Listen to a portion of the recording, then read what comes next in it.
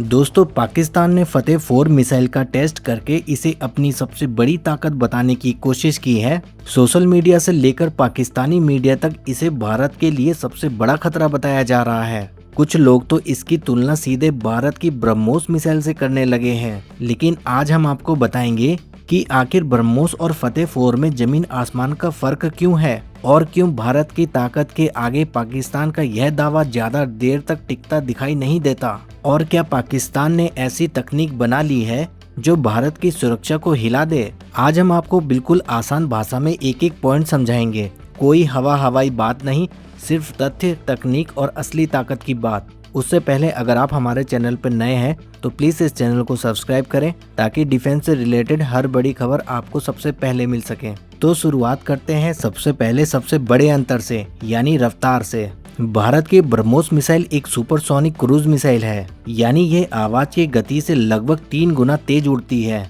इसकी स्पीड करीब 2.8 से 3 मैक तक मानी जाती है। आसान भाषा में समझे तो जब तक दुश्मन देश का रडार पूरी तरह समझे कि हमला हुआ है, तब तक ब्रह्मोस मिसाइल अपने लक्ष्य को तबाह कर चुकी होती है। वहीं पाकिस्तान की फतेह 4 मिसाइल एक सबसोनिक मिसाइल है। इसकी स्पीड लगभग 0.7 से 0.8 मैक बताई जा रही है, यानी ब्रह्मोस के मुकाबले करीब 3 से 4 गुना धीमी स्पीड। अब आप खुद सोचिए, एक तरफ बिजली जैसी रफ्तार और दूसरी तरफ साधारण गति, मुकाबला बराबरी का कैसे हो सकता है। अब आपको बताते हैं इन दोनों मिसाइल की मारक क्षमता यानी रेंज के बारे में। पाकिस्तान दावा कर रहा है कि फतेह 4 लगभग 750 किलोमीटर तक मार कर सकती है। सुनने में यह आंकड़ा बड़ा लगता है, लेकिन युद्ध सिर्फ दूरी से नहीं जीते जाते। असली खेल होता है स्पीड, सटीकता और सर्वाइवल का।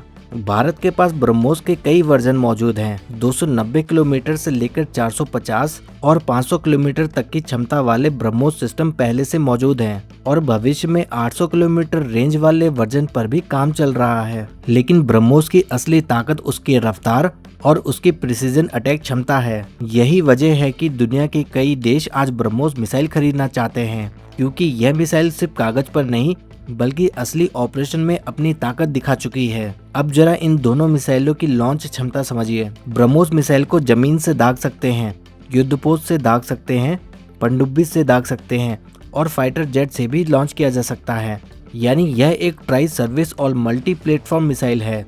जबकि फतेह 4 यह केवल जमीन आधारित लॉन्च सिस्टम पर निर्भर है, यानी उसकी उपयोग क्षमता सीमित है। अब बात करते हैं दोनों मिसाइलों की तकनीक की।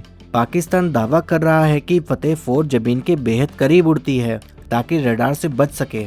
इसे टेरेन हैंगिंग फ्लाइट कहा जाता है, यानी यह पहाड़ों और जमीन के नक्शे के सहारे लो फ्लाइंग मोड में उड़ती है। लेकिन यहाँ पाकिस्तान एक बात भूल जाता है, भारत के पास S-400 एयर डिफेंस सिस्टम मौजूद है, जिसे भारत ने सुदर्शन चक्र नाम दिया है। यह सिस्टम खास तौर पर लो फ्लाइंग और हाई स्पीड टारगेट को पकड़ने के लिए डिजाइन किया गया है। अब सोचिए, जब S-400 जैसी तकनीक ब्रह्मोस जैसी तेज मिसाइलों को ट्रैक करने की क्षमता रखती है, तो फतेह 4 जैसी धीमी सबसोनिक मिसाइल को पकड़ना कितना मुश्किल होगा। यही वजह है कि रक्षा विशेषज्ञ मानते हैं कि अकेली फतेह 4 भारत की सुरक्षा व्यवस्था को भेद नहीं सकती। अब ब्रह्मोस की सबसे खतरनाक ताकत समझिए। ब्रह्मोस के अंदर टर्मिनल फेज में एक्टिव रडार सीकर चालू हो जाता है, यानी आखिरी क्षणों में यह खुद अपने लक्ष्य को पहचानती है और उस पर टूट पड़ती है। अगर दुश्मन जैमिंग करने की कोशिश भी करे, तब भी इसकी ऑन बोर्ड कंप्यूटर प्रणाली इतनी तेज है कि लक्ष्य को लॉक करके हमला पूरा कर देती है। यही कारण है कि ब्रह्मोस को दुनिया की सबसे खतरनाक क्रूज मिसाइलों में गिना जाता है। दूसरी तरफ फतेह 4 अभी सिर्फ दावों और ट्रायल तक सीमित है। असली युद्ध जैसी परिस्थितियों में इसकी क्षमता साबित नहीं हुई है और इतिहास गवाह है कि सिर्फ नाम रखने से ताकत नहीं आती। फतेह नाम रख देने से जीत तय नहीं हो जाती। जीत तय होती है विज्ञान से, तकनीक से, गाइडेंस सिस्टम से और युद्ध में प्रदर्शन से। भारत ने ऑपरेशन सिंदूर के दौरान यह दिखा दिया था कि पाकिस्तान की कई मिसाइल तकनीकें हवा में ही बेअसर हो सकती हैं। कई बार तो उनके सिस्टम पूरी तरह फेल होते दिखाई दिए। अब एक और अहम बात, भारत सिर्फ एयर डिफेंस सिस्टम पर निर्भर नहीं है। भारत लगातार मल्टी लेयर डिफेंस सिस्टम तैयार कर रहा है, यानी अगर एक लेयर से कुछ बच भी जाए तो दूसरी और तीसरी सुरक्षा परत उसे खत्म कर सकती है। यही वजह है कि पाकिस्तान के कुछ समर्थक चाहें जितना माहौल बना ले, लेकिन सच्चाई यही है कि ब्रह्मोस और फतेह 4 की तुलना करना तकनीकी तौर पर सही नहीं माना जाता। एक तरफ दुनिया की सबसे तेज और कॉम्बैट प्रूवन सुपरसोनिक मिसाइल और दूसरी तरफ अभी शुरुआती दावों में उलझी सबसोनिक प्रणाली। तो निष्कर्ष बिल्कुल साफ है, फतेह 4 एक सामान्य सामरिक मिसाइल हो सकती है, लेकिन ब्रह्मोस के सामने उसकी हैसियत बहुत छोटी दिखाई देती है। ब्रह्मोस सिर्फ एक मिसाइल नहीं, बल्कि भारत की वैज्ञानिक ताकत, रक्षा तकनीक और आधुनिक युद्ध क्षमता का प्रतीक बन चुकी है।